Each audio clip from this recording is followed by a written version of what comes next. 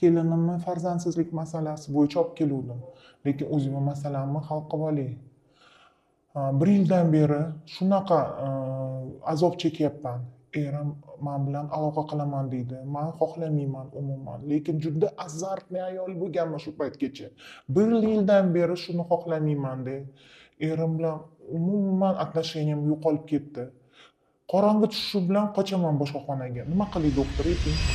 Bu holat fanda seksual aversiya deb ataladi.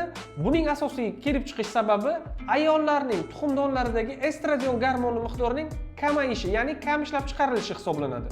Ushbu holat natijasida ayollarning jinsiy organlarida quruqlashish holati yuzaga keladi va ushbu jarayonning uzoq davom etishi natijasida ayollarda jinsiy xohishning pasayishi yoki umuman yo'qolish holati ham kuzatilishi mumkin.